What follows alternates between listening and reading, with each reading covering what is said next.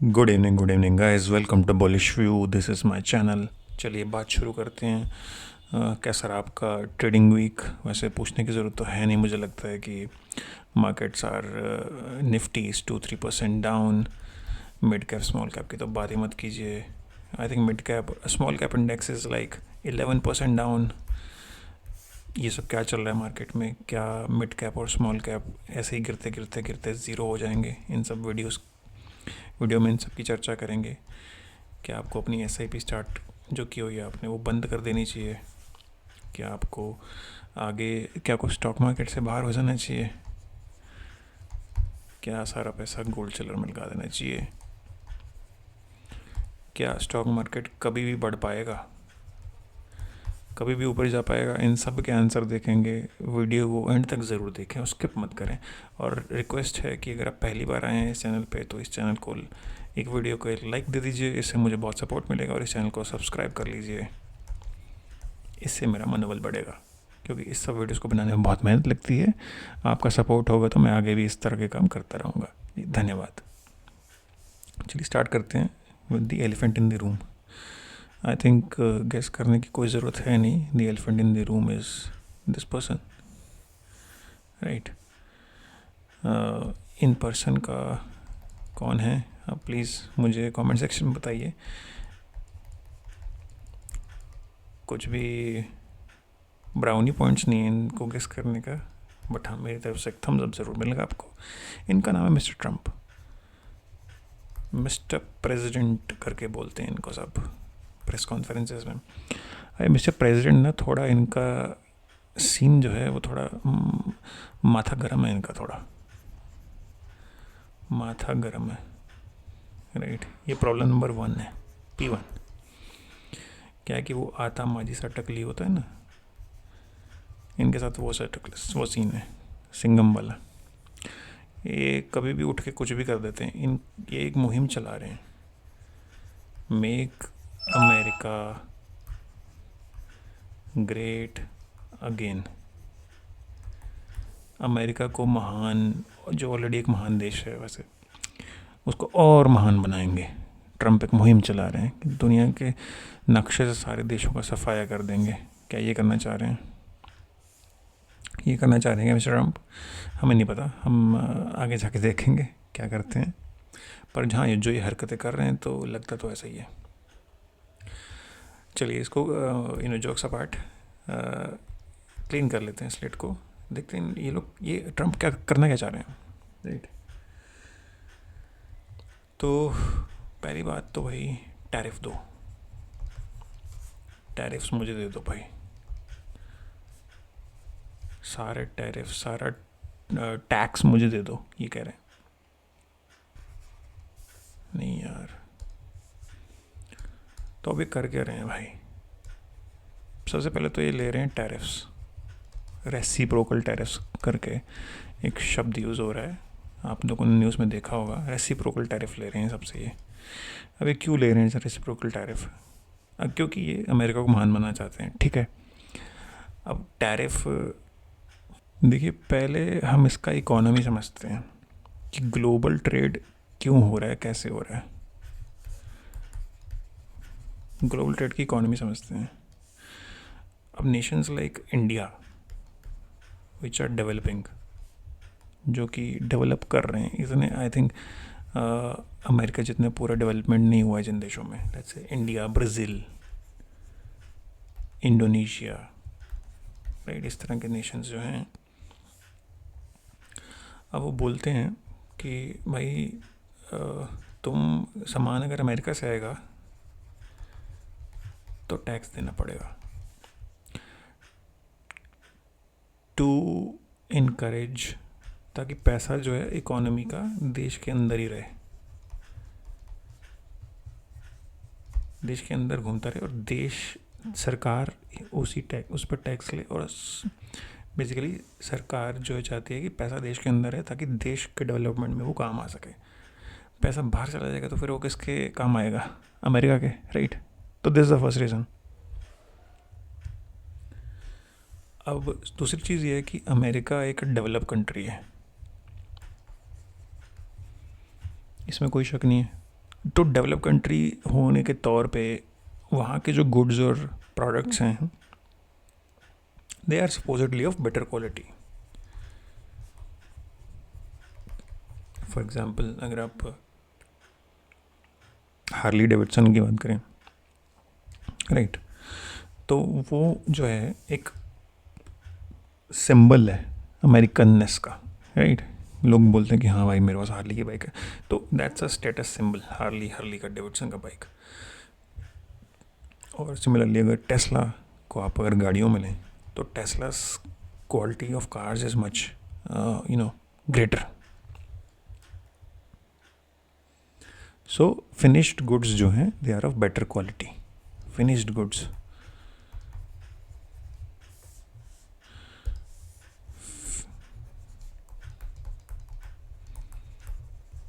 Finished goods जो हैं America में बेटर क्वालिटी के होते हैं.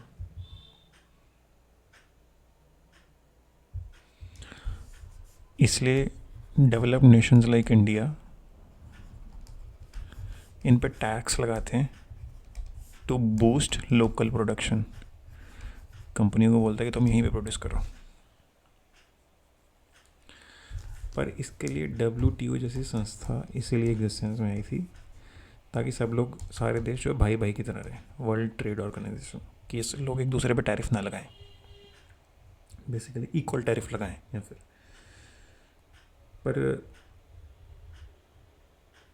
पर उसका एक मजाक सा बना के रख दिया मिस्टर ट्रंप ने अभी. तो ये करना, टैरिफ लगाना इसलिए ज़रूरी भी है क्योंकि चाइना जैसे देश हैं तो वहाँ पे उनकी प्रोडक्शन कैपेसिटी इंडिया जैसे देशों से बहुत ज़्यादा है, स्काई रॉकेटिंग है. चाइना जितना एल्यूमिनियम प्रोड्यूस कर सकता है, भारत उसका 0.2x भी नहीं कर सकता, 20% भी नहीं कर सकता, राइट. तो चाइनीज़ कंपनीज़ पे अगर यहाँ पे ना लगाई जाए, ड्यूटी ना लगाई जाए मान लीजिए, तो भाई वो इतना माल प्रोड्यूस डंप कर सकते हैं यहाँ पे. इसको बोलते हैं एंटी डंपिंग ड्यूटी. मैं फिर से इसको क्लीन कर देता हूँ. एंटी डंपिंग ड्यूटी ना लगाई जाए मान लीजिए चाइना के प्रोडक्ट्स पे, अगर इसको बैन कर दिया जाए तो भाई वो इतना माल डंप कर देंगे कि भारत की जो कंपनियां हैं वो ख़त्म हो जाएंगी जो उस प्रोडक्ट में उस मटेरियल से प्रोडक्ट बना रही हैं. बहुत ही क्या होता है कि जब भी कोई एंटी डंपिंग ड्यूटी अनाउंस होती है ना, तो आप देखते होंगे कि उस न्यूज़ का किसी कंपनी के स्टॉक प्राइस पे बहुत ही पॉजिटिव इम्पैक्ट पड़ता है एंटी डंपिंग ड्यूटी का. क्योंकि अब चाइना जो है अपना माल डंप नहीं कर पाएगा इंडिया में, राइट. बहुत सालों पहले इंडिया ने एंटी डंपिंग ड्यूटी लगाई थी पे, जिसकी वजह से लाओपाला, उसका सीधा इफेक्ट इस कंपनी के स्टॉक्स को पड़ा था क्योंकि इसकी एक मोनोपोली बन गई थी एक टाइम पे इस ड्यूटी इम्पोज करने से. इसका स्टॉक जो है वो 100 गुना हो गया था भाई कुछ 4-5 साल में. अगर आप इसका चार्ट उठा के देखोगे तो आपको दिखेगा. और वो क्यों हुआ था? ये एंटी डंपिंग ड्यूटी की वजह से हुआ था.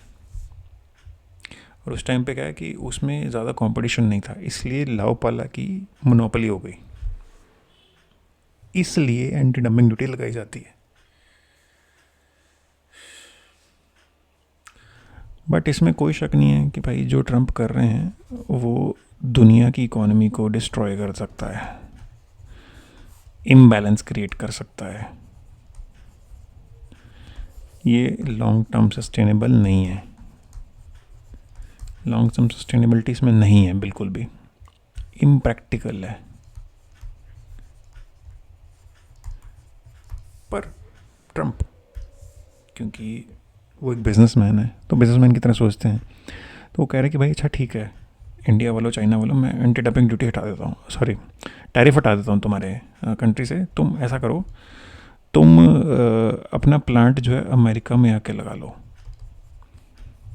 अमेरिका में इस्टेब्लिश कर लो, अलास्का में, कैलिफोर्निया में, हवाई में. और भाई मैं तुम्हें कुछ नहीं बोलूँगा क्योंकि वो पैसा जो है क्यों नहीं बोलूँगा, वो पैसा जो है अमेरिका में ही रह जाएगा। देख लेते हैं। अब ह्यूमन बींग्स तो प्रेडिक्टेबल होते हैं, पर इसमें ट्रम्प नहीं आते मुझे लग रहा है। अब ट्रम्प मासिस की तरह बिहेव कर रहे हैं जो कि अनप्रेडिक्टेबल है, राइट। चलिए नेक्स्ट स्लाइड पे आ जाते हैं। क्या होगा कि स्लाइड पहले आ गई है मुझे लग रहा है। पहले इन्होंने क्या किया है इसको एक समराइज़ कर लेते हैं। लेट्स से समरी में अगर बोलें तो इन्होंने टैरिफ बढ़ा दिए हैं, ट्रेड वॉर ट्रिगर कर दिए, राइट। तू बड़ा मैं बड़ा, कौन ज़्यादा बढ़ाता है, कौन ज़्यादा देर तक सस्टेन कर सकता है बढ़ा के। सप्लाई चेन को शिफ्ट करना चाह रहे हैं कि भाई जैसे मैंने बताया कि भाई इंडिया वाला तू अमेरिका में आके बनाना शुरू कर दे माल, चाइना वाला इंडिया में बनाना शुरू कर दे, अमेरिका में बनाना शुरू कर दे, right. Chinese steel, aluminium, other imports to protect US industries, right? Triggered a trade war with retaliatory tariffs from China and other countries, push for supply chain shifts away from China, क्योंकि सारा supply chain China control करता है। Encouraging domestic manufacturing. अब इन सब से होगा क्या, इन सब से क्या होगा इसको क्लीन कर लेते हैं। पहली चीज़, इन्फ्लेशन बढ़ेगा, क्योंकि इन्फ्लेशन तो गुरु बढ़ेगा ही ना, क्योंकि वो सप्लाई चेन को डिसरप्ट करना चाह रहे हैं। जॉब लॉसेस होंगे। तीसरा, ग्लोबल ट्रेड शिफ्ट्स होंगे, राइट। ये तीन चीज़ें होंगी। अब जॉब लॉसेस क्यों होंगे? उन सेक्टर्स में ज़रूर होंगे जो रिलाई कर रहे थे इंपोर्टेड मटेरियल्स पे या एक्सपोर्ट्स पे, क्योंकि उस पर टैरिफ बढ़ जाएंगे। भाई दूसरी कंट्री टैरिफ लगाएगी अमेरिका पे, मान लीजिए अमेरिका को कुछ रॉ मटेरियल चाहिए, हम पूरी दुनिया का रॉ मटेरियल अमेरिका के पास तो नहीं है, अमेरिका को रॉ मटेरियल चाहिए, मान लीजिए एल्यूमिनियम चाहिए। अब चाइना ने एल्यूमिनियम पे, स्टील पे उठा के 15% ड्यूटी लगा दी, और किसी बिजनेसमैन को, अमेरिकन बिजनेसमैन को एल्यूमिनियम की ज़रूरत है, उसको 15% और देना पड़ेगा ना भाई। उसके कॉस्ट बढ़ेंगे, इन्फ्लेशन बढ़ेगा, उसको काम से निकालना पड़ेगा कुछ लोगों को, जॉब लॉसेस होंगे, और इस महंगाई का असर कंज्यूमर पे पड़ेगा। Cost for consumer will increase, business cost will increase, जिससे और इन्फ्लेशन होगा। तो एक लूप बन जाएगा जो कि सस्टेनेबल नहीं है। Long term global trade shifts हो सकते हैं, companies diversifying supply chain and reducing reliance on China. चलिए देखिए, ये चाइना +1 तो बहुत देर से चल रहा है कि भाई चाइना से सप्लाई का जो डिपेंडेंस है वो कम किया जाए, ठीक है जी। बट ये एक मेगा ट्रेंड ट्रम्प इस दिशा में बनाना चाह रहे हैं कि भाई चाइना पे पूरा रिलायंस जो हटा दिया जाए। तो जी ये था ट्रम्प का कच्चा चिट्ठा। अब हम आ जाते हैं नेक्स्ट वीक पे। अब नेक्स्ट वीक पे आते हैं तो निफ्टी का ये चार्ट है। आई थिंक लास्ट टाइम जब हमारी बात हुई थी तो मैंने बोला था कि निफ्टी जो है एक बार फेक डाउन तो दिखाएगा, फेक डाउन दिखा के एकदम से नहीं तोड़ेगा और ऊपर जा जाएगा, और एग्जैक्टली वैसा हुआ है। मैं टेलीग्राम पे भी शेयर किया था ये सेम चीज़, सेम ही चीज़ मैंने टेलीग्राम पे लिखी थी कि भाई निफ्टी जो है, जो लोग आप में से टेलीग्राम पे होंगे उन लोगों ने ज़रूर देखा होगा। अगर मैं इसको आवली चार्ट पे कन्वर्ट करता हूँ मान लीजिए, तो भाई एक पल के लिए तो लगा कि निफ्टी नीचे मुंडी दिखाने वाला है। आज भाई आज तो तोड़ ही देगा, राइट। लो देखिए इसका 22,775 तक गया है।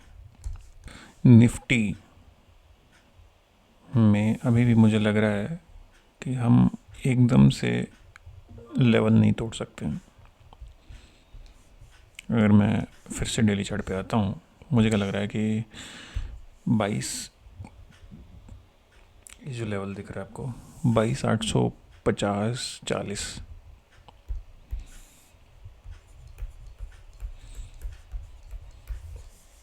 इस लेवल को जब तक हम डिसाइसिवली नहीं तोड़ते हैं, तोड़ के नीचे नहीं जाते हैं, अगर तोड़ दिया तो भाई 22,670 तो पक्का है। और उसके नीचे फिर हम 22,500 भी देख सकते हैं इसी वीक में। पर अगर ये लेवल बच जाता है, मुझे लग रहा है कि शायद बच जाए, तो हम ऊपर में क्या लेवल देख सकते हैं, ऊपर में हम एक शायद थोड़ा सा इस वीक में थोड़ा सा कंसोलिडेशन देख सकते हैं प्रॉब्ली। और अगले 2 से 3 वीक्स में हम 23,500 की तरफ बढ़ सकते हैं और वहाँ से गिर जाएंगे। वहाँ जाके देखेंगे क्या प्राइस एक्शन बन रहा है। अगर बच गए तो ठीक है, नहीं तो वहाँ से गिर जाएंगे मोटा मोटी, because we are on sell on rise mode. और खुदा न खास्ता अगर 22,600-500 टूट जाता है इस वीक, तो भाई सीधा 22,000 के लेवल और 21,800 का लेवल भी देखने को मिल सकता है by the end of the month, February and तक ये लेवल भी देखने को मिल सकता है। तो भाई इसमें इस समय आपको करना क्या है, देखिए आपको झेलना पड़ेगा ये स्मॉल कैप मिड कैप में जो क्रैक आ रहा है। देखिए झेलना तो पड़ेगा।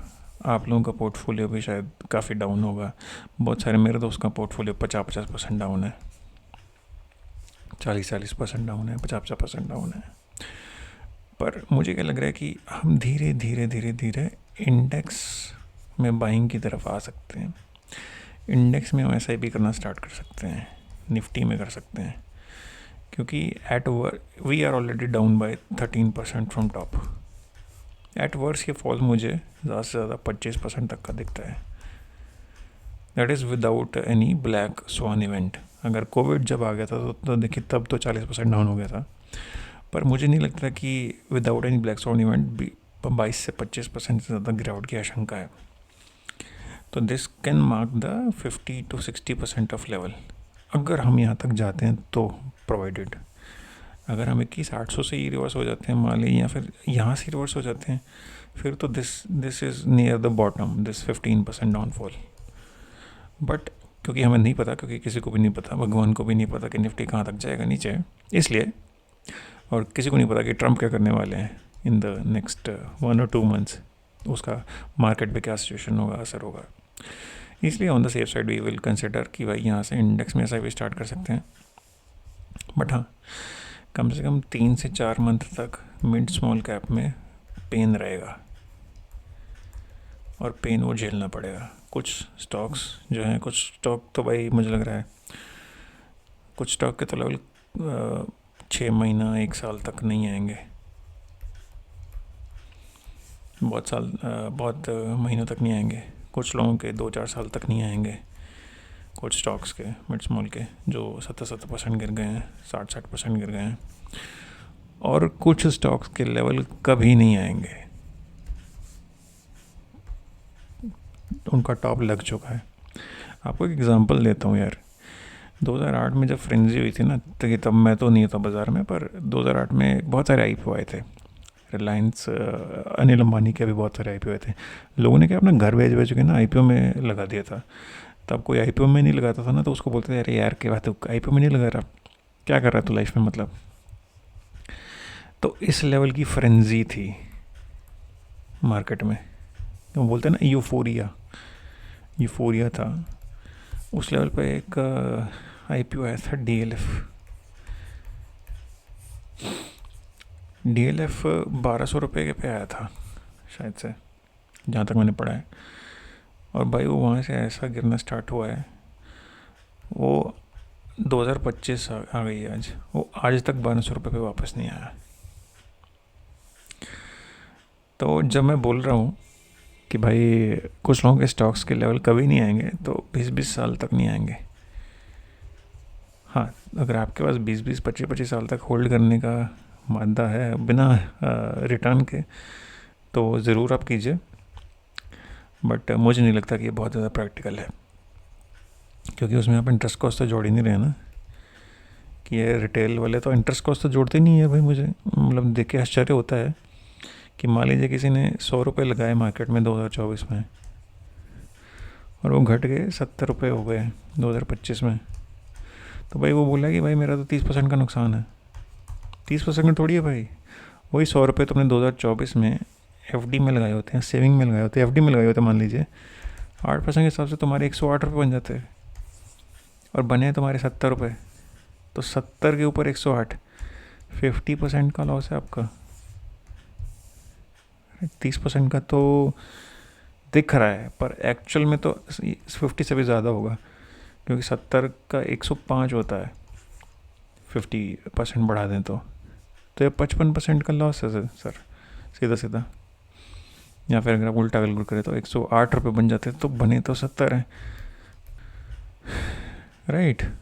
तो ये कॉस्ट तो लोग कैलकुलेट ही नहीं करते हैं भाई। मार्केट आपको, मैं फिर से वही बात दोहराता हूँ जो मैं पहले भी बहुत बार बोल चुका हूँ कि भाई कोई तो रीज़न है जो एफडी आपको 60% दे रही है बस। उसको भी तो पता है कि निफ्टी भाई 12-13% एनुअली दे रही है। तो बैंक क्या बेवकूफ़ है कि आपको 8% दे रहा है?